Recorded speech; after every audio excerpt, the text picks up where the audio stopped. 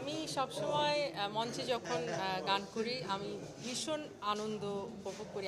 আমার নিজেরই ভালো লাগে, প্লাস আমার মিউজিশিয়ানস টিম এত চমৎকার আমাকে সঙ্গ দেয় যে সব মিলিয়ে সাউন্ড, সুন্দর সাউন্ড সব মিলিয়ে, এবং অডিয়েন্স যদি এত চমৎকার থাকে, আজকে যেরকম অডিয়েন্স, তাহলে তো সোনায় সোহাগা।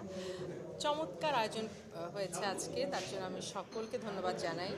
এবং আমি বলতে চাই যে এরকম সুন্দর পরিবেশে সুন্দর আয়োজন, সুন্দর শুধু না, বিশাল আয়োজন, আমরা শিল্পীরা কিন্তু তখন মন ভরে গান গাইতে পারি। এই যে এখন একটা আজান এবং নামাজের বিরতি দিয়েছে, তো আমি অনেকগুলো গান গেয়েছি। আমি বলছিলাম এখানকার এমডি সাহেবকে যে আমার তো শেষ, তাহলে এখন পরবর্তী শিল্পী বলকে না না না, আপনাকে এখনও ছাড়ছি না, আপনাকে আরও গাইতে হবে। তো এই যে সম্মানটা, এই যে ভালোবাসাটা, দর্শকের ভালোবাসাটা, এগুলোর জন্যই কিন্তু আমরা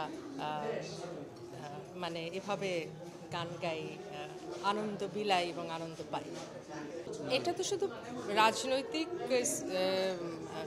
সিচুয়েশনের জন্য না, দেশে যদি কখনো প্রাকৃতিক গোলযোগ হয়, যে কোনো কিছুতেই কিন্তু তখন এই মানে বিনোদন জগৎটা সবসময় একটু সাফার করে।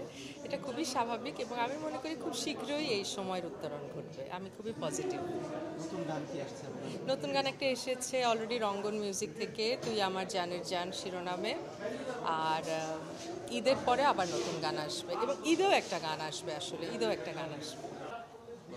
যেই কাজটা আমি মনে করি যে কোনো মানুষ যে কাজটা আনন্দ নিয়ে করে, সে কাজটা সুন্দর হয়।